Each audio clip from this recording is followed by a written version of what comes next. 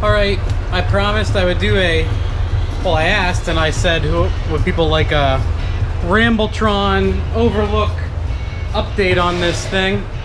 And this is my wife's 2007 Silverado 1500 work truck, 2-wheel drive, 4.8 liter.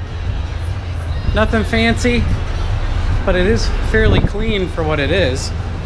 It's very nice. The only thing is that guy, which we got a replacement for, they always have the elbow mark, but the seat is good, the interior is good, I mean, even the fucking carpet and everything's clean. Take a look at this thing. Damn, look at that carpet. Shit's nice. 92,000 miles or so. Incredibly clean, actually. And the bed, it must have had a cap or something on it, because you can see a little bit of marks, you know, all the way around the bed top. So if she likes it, she might get it rhino lined, but other than that, it's pretty much fine how it is. There's the airbox and the other shit I ripped out of the front end, and the grill and the rad support. Well, not the rad support, that thing is like a hood latch support, but I had to X that guy. And then basically what I did is I showed in the pictures, I installed a TrickFlow 228-230 cam, and I pulled the intake manifold out and put these 80-pound injectors in here. Get a nice shot of those bitches, the 80s, and then we gap the put in the plastic washer to space it. And then up top here I put a Duramax sensor in. I've never used this before, but people say you can. It's a factory sensor. It's 3.3 bar, so we'll see how that goes, see how it works. Some people said they had issues, but I think just because it's not a common configuration, sometimes people have problems with it. So we'll see how it goes. I have a 3-inch intercooler from VS Racing, and we already mocked it up a little bit in the nose here, so you can see where I plasma cut right there to clear, you know, this guy sits in here, these tabs were sticking way out. Slice those off. This is where that bracket was. This whole area, it's like supports the hood latch, which you don't really need because it already has supports. So this is stuff for turbo feed and drain from Parker Hydraulics. And on these 1500s, the radiator is actually skinnier. If you have a 2500, the radiator comes out farther. And one thing we did on my buddy's car, we put a 1500 rad in his 2500, an AutoZone drop-in, for like 80 bucks. And it solved the issue. You can easily get 3-inch piping in and out of here, but you can see how it, you know, right up into the turbo, and then through the front, and then it easily comes in and around, and whoop, and then whoop, right up into the throttle body. I hope I'm not making everybody throw up. And then we were gonna do like glue this in or whatever, but I actually found I had a rubber grommet roughly this size, so I was like, fuck it, I've done it once or twice before, and I just drilled it out, put the rubber grommet in, RTV'd it, and it's been drying, so it should be fine. I'm converting the car to speed density, so the meter is gone, and the meter wiring is right there. Normally the meter is like way over here. You got to move some of this stuff obviously when you jam the turbo here. You can pull back the mass air meter wiring underneath, back up along the firewall. I've done it before. And then this is the mass air meter wiring, and then I took a junkyard IAT sensor and clipped the wires out of the meter, and now we got IAT.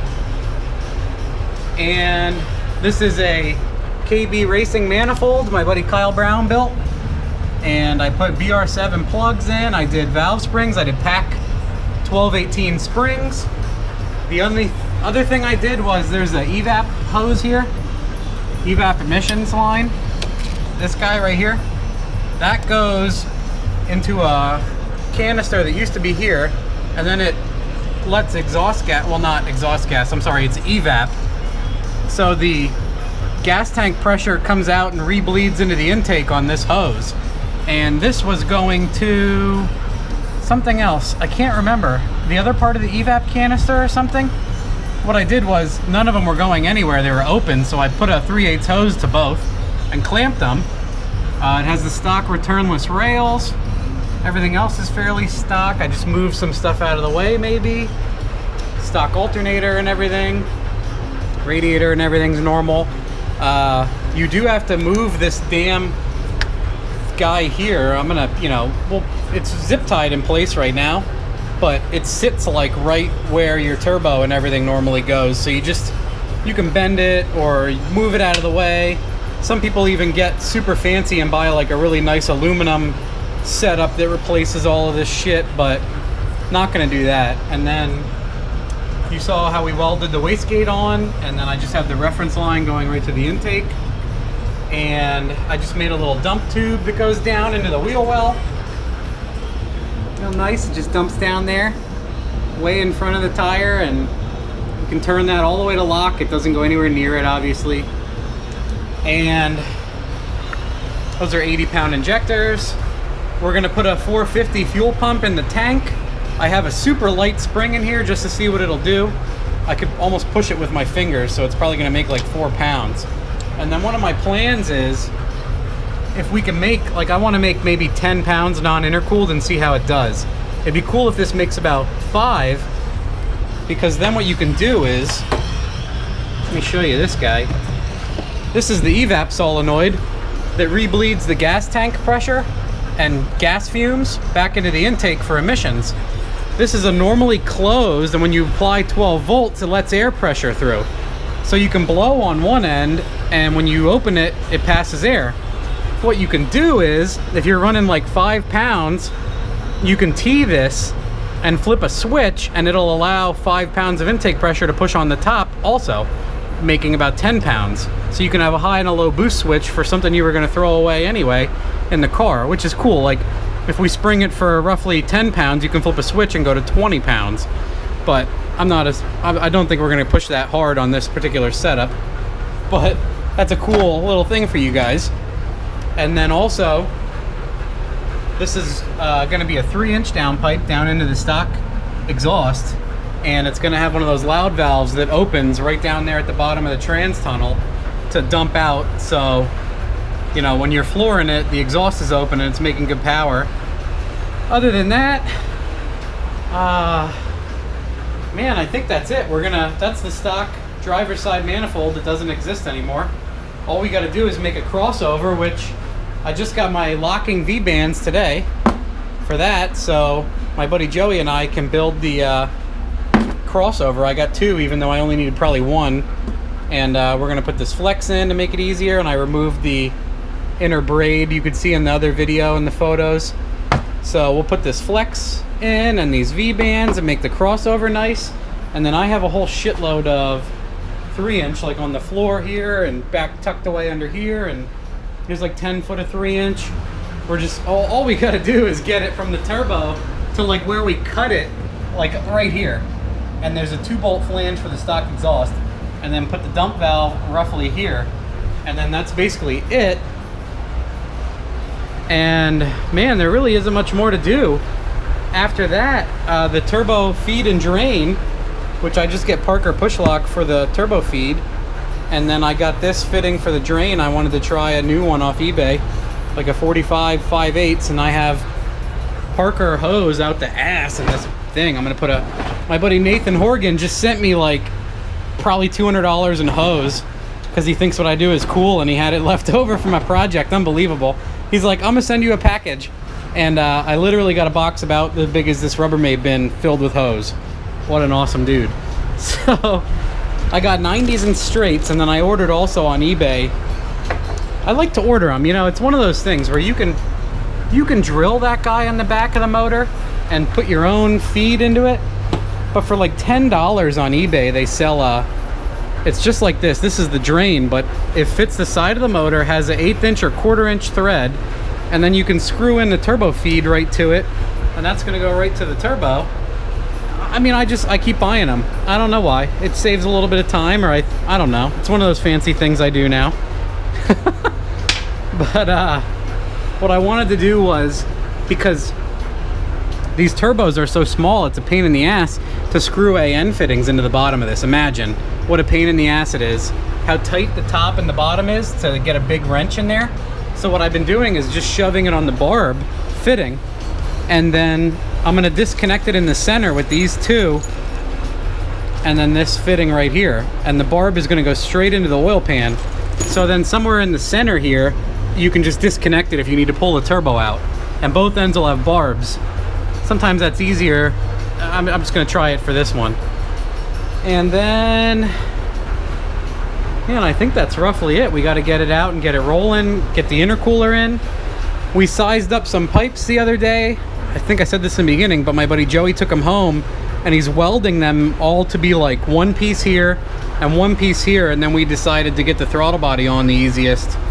You know, it would go from like here all the way around and in. Not one piece kind of sucks, so we split it up in the center here so you can get it in, and then put another coupler piece here and we're good. Amazingly enough, I had this coupler sitting in my bin here in one of my random size things. I couldn't believe it, but it's 4 to 2.5 straight, and then the 90 went right in, so I didn't even have to buy that. That's why I didn't buy a lot of shit. That's why I'm kind of scrambling now and picking up shit like this, because I had so much of it. I wanted to use as much of it as I could, just so I don't have like triplicates of everything I don't need. And then, yeah, this is a VS Racing 70 millimeter. It says T70, yeah. And it's a 65 turbine, so it's what we would call a 70-65. And that's a 44 millimeter VS Racing V-band wastegate, and everything should be good, and we'll get this thing rolling and make a few pounds of boost. The stock fuel pump should go over 370 horsepower, so it'll be neat to make like 4 or 5 pounds. It should be safe. And then I want to take it somewhere to like my buddies, because you gotta, I mean, I would cut this bed, but she wants to get it lined and leave it raw, so I'm not going to cut the bed, unfortunately. So we'll loosen the cab bolts, and a bunch of me and my friends will just pull the bed off and set it down, and we'll do the fuel pump. And while the bed's off, I'm going to do the gears too, because I'll just be able to sit, like I won't have to work underneath the truck. It'll be really nice. And then the only other thing to do is, once the intercooler's mounted, is cut the back of the grill to fit the intercooler, because it has tabs that used to attach to that support piece I ripped out in the center here. It won't exist anymore. And man, other than that, an oil change and make some choo-choo noises. And the goal really is only 400 to 450 horsepower to the tire. So not lofty goals at all. So should do that pretty easily. And the gears will really make it feel snappy also. And most importantly, it's going to make noises. It'll make choo-choo noises. So that is the quick walk around update. We didn't remove air conditioning, we didn't remove power steering, nothing. I know in one of my pictures, people were probably concerned. I think when I showed the wastegate thing, this was right up against, but I just had to, I hadn't bent anything at the time, because even this lower hose hits. So you just push that, you put a wooden block on top of the aluminum part there and hammer it down, and it gets plenty of clearance. The only other thing that was in my way, now that I think about it, was there's a ground from the battery that goes here to this harness. And what I did was unbolted it from there and bolted it down to the AC compressor mount right down there to clear the manifold here, because it went in the front before. And that reminds me also, that's why I think why a lot of you like when I do this. This guy, the heater hoses right here, are obviously flat up against the turbo. I can like shove them over here, but it might be in the way of the drain. I'm gonna see how it is with the drain in place. I may just zip tie them, because they got those special connectors on them. Really, it's not that bad to just slice these in the middle and buy the like push together barb plumbing fittings and just make them longer and get them a little bit out of the way. But I think, you know, with a little bit of zip tie and everything, we don't really need to touch them. They're already pretty far out of the way. Unbelievably, that oil dipstick ripped out of the block. I was yanking and twisting on that thing for like 5 minutes, sweating, and I'm like, I'm fucked. This thing's ruined. And it came out and went right back in. Didn't break off in the block. Thankfully, actually every single manifold bolt came out beautifully and went right back in beautifully. So this was a nice clean truck, surprisingly, out of New Jersey. Other than a little bit of marks in the bed and swirl marks on the paint, it's fucking clean. Look at the firewall. Look how clean the damn firewall and everything is. But let me know if you guys have any questions. This is a E40 ECU right here. No, E38, and it has the TCU. This has the 60E in the trans. So, turn this fan off. It has a 60E tranny, and I mean, obviously we rag on them pretty good, but we're not planning to make a whole shitload of power. Everyone's always like, I want to make 600 and I want to weigh 8,000 pounds and I want to put 308s in it. That's another reason why. Here's a controversial thing for some reason. I have these, I noted that I bought 456s here, and everyone's freaking out because this thing's going to get 456s, and they're like, don't you need airplane gears for a turbo car? Well, honestly, with the 60E, the longer the gear is, the longer the thing is going to be stressed out. This thing has like 31.5-inch tires stock. If you've ever driven a 4.8 work truck, you can kind of understand. It doesn't have a towing package, so it has 323 gears and an open diff. You are climbing a hill on the highway. All eastern Pennsylvania is fucking mountains. Let me just, everything up here, this, I live on a fucking, like a hill that's 3 miles long, a 60-degree angle. when you pull out in this thing and it gets into like 60, 70 miles an hour, it's at like 1,500 RPM, 1,700 max, just dog shit slow, no torque down low. That's what a 4.8 is. It has no power. Like, they're pretty good, but you gotta swing them past 4K. At least that's what I think. So, with this gear and tire stock, because the truck is fucking gigantic, they put a giant tire on it. If you put a smaller tire on, it's gonna look terrible. First of all, and that's not even that big in the wheel well. With these 323s and this size tire, it does like 180 in third gear at 6,500. 180, guys. Think about that fucking mile an hour. A 5,000 pound truck with a 60E.